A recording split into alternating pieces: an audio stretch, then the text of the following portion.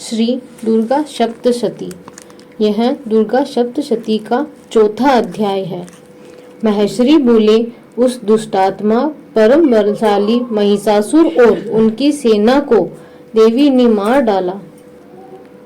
तब समस्त इंद्रादिक देवगण प्रसन्न हो सिर और मस्तक झुकाकर भगवती की स्तुति करने लगे। जिन भगवती की शक्ति से यह संपूर्ण विश्व उत्पन्न हुआ है और जिनकी समस्त देवता और महर्षिगण पूजा करते हैं, ऐसी जगदम्बिका को हम भक्ति पूर्वक प्रणाम करते हैं। वह हमारा कल्याण करे। ब्रह्मा, विष्णु और शंकर भी जिनके अतुलनीय प्रभाव और शक्ति का वर्णन नहीं कर सकते, वह चंडिका देवी विश्व का पालन करें तथा अशुभ भय का विनाश करने को तैयार होवे। उनके घर में आप लक्ष्मी का रूप हो, पापियों के यहाँ दरिद्र रूप हो, शुद्ध हृदय वालों के हृदय में बुद्धि का रूप, श्रेष्ठ मनुष्य के यहाँ श्रद्धा रूप और सत्कुल के उत्पन्न होने वाले के यहाँ लज्जा स्वरूप हो। हे देवी, हम सब आपको नमस्कार करते हैं। हे भगवती, आप संपूर्ण जगत की रक्षा करो। आपके इस अचिंत्य रूप का, असुरों के संहार करने वाली शक्ति का तथा युद्ध में असुरों के साथ आपके अनेक प्रकार के चरित्रों का हम किस भांति वर्णन करें। आप त्रिगुणमयी होते हुए भी सारे संसार का सेतु हो। आप में दोष नहीं ज्ञात होते। ब्रह्मा, विष्णु और महादेव भी आपका पार पाने में असमर्थ है। आप ही सबका आश्रय हो। यह संपूर्ण विश्व आप ही का अंश मात्र है। आप ही यह संपूर्ण विश्व आप ही का अंश मात्र है। आप ही अव्याकृत तथा परम प्रकृत आदि शक्ति हो। हे देवी, समस्त यज्ञों में मंत्र रूप में आपका नाम उच्चारण कर हवि देने से संपूर्ण देवता तृप्त हो जाते हैं। वह स्वाहा रूप आप ही हो। देवी, आपके द्वारा देवता, ऋषि और पितृगण तृप्त होते हैं। इस कारण स्वधा रूप भी आप ही हो।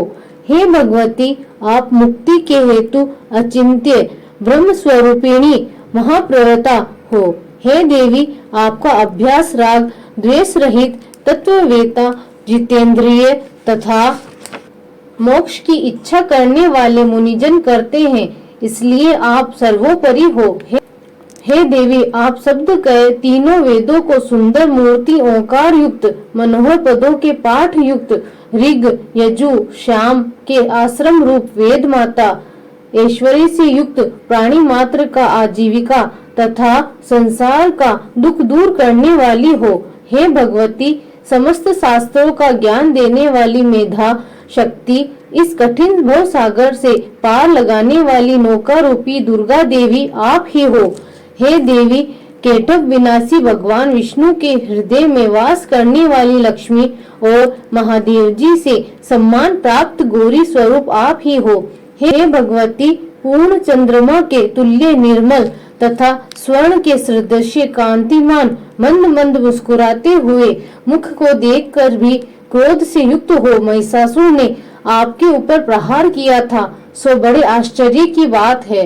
हे देवी, उदय होते हुए चंद्रमा के तुल्य आपकी छवि जो क्रोध के कारण विकराल हो उठी थी, उसे देखकर भी महिषासुर ने प्राण नहीं छोड़े। यह भी विचित्र बात है, क्योंकि युद्ध युक्त यमराज को देख कौन जीवित रह सकता है। हे देवी, आप प्रसन्न हो जाइए। आप संसार के कल्याण के लिए ही उत्पन्न हुई हो। आपके क्रोध करने से सबका नाश होता है। यह बात अभी अनुभव में आई है। आपने बहुत बड़ी सेना सहित महिषासुर का विनाश किया है। हे देवी, जिन पर आप प्रसन्न रहती हैं, संसार में उनके लिए ही संतान, धन तथा यश सुलभ है। वे ही धर्मवीर है, धन्य है तथा स्त्री, पुत्र, दास आदि से संपन्न रहते हैं। हे देवी, आपकी कृपा से पुण्यशील पुरुष सदैव धर्म कार्य किया करते हैं और मृत्यु के बाद उन्हें स्वर्ग प्राप्त होता है। इस कारण हे देवी, आप त्रैलोक्य में अभिष्ट मनवांछित फल की दाता हो। हे दुर्गे देवी, दुखी मनुष्य के स्मरण करने पर आप उनका संपूर्ण भय दूर कर देती हो। स्वस्थ पुरुषों के स्मरण करने पर उनको उत्तम बुद्धि देती हो। दरिद्रता के दुख और भय को नष्ट करने वाला तुम्हारे अलावा और कौन है, जिसका चित्त दूसरों के उपकार करने के लिए दया से परिपूर्ण है। हे देवी, इन असुरों को मारने से संसार में सुख हो और ये असुर नरक में रहने के निमित्त भले ही पाप करते हो, परंतु युद्ध में मरकर ये स्वर्ग लोक को प्राप्त करें, इसलिए आप इनका वध करती हो। हे देवी, संपूर्ण दैत्य आपको देखने मात्र से ही भस्म हो जाते हैं, किंतु आपने शस्त्र से इनका संहार इसी कारण किया कि पवित्र शस्त्र के प्रहार से असुरों को स्वर्ग मिलेगा। इस प्रकार शत्रुओं के लिए भी आपने कितने श्रेष्ठ विचार है। आपकी तलवार की उग्र प्रभा से और त्रिशूल के नोक की चमक से उन राक्षसों की आंखें फूट नहीं गई, इसलिए कि किरण सहित चंद्रमा के सदृश आपका शीतल मुख उन्होंने देख लिया था। हे देवी, आपका शील दुराचारियों के दुराचार को दूर करने वाला है और उसकी समता नहीं है, और आपका स्वरूप अचिंत्य है।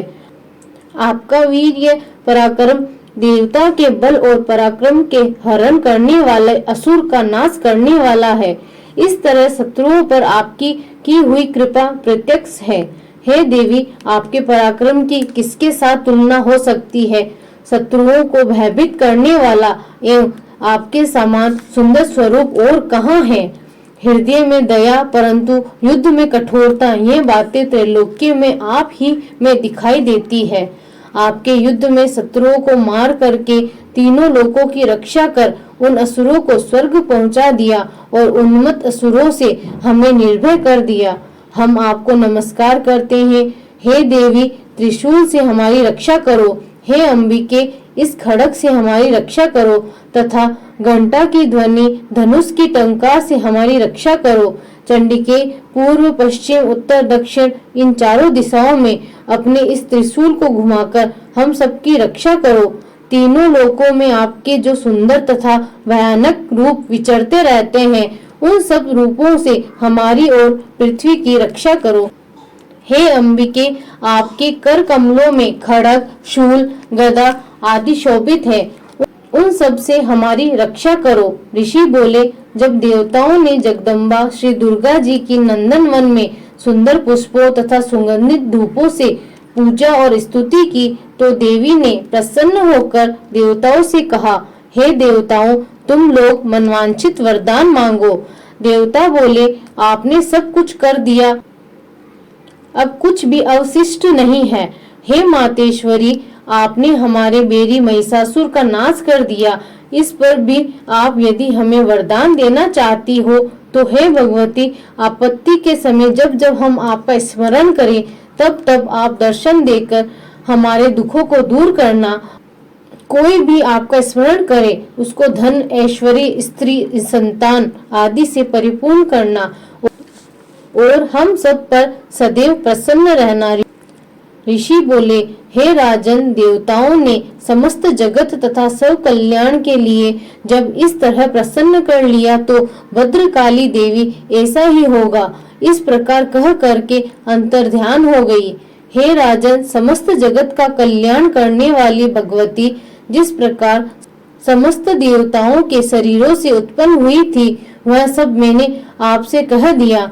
फिर पार्वती जी के शरीर से जगत की रक्षा और देवताओं का कल्याण करने वाली देवी कैसे प्रकट हुई, वह सब कथा मैं तुमसे कहता हूँ, जो इस प्रकार से है, तुम ध्यान पूर्वक सुनो।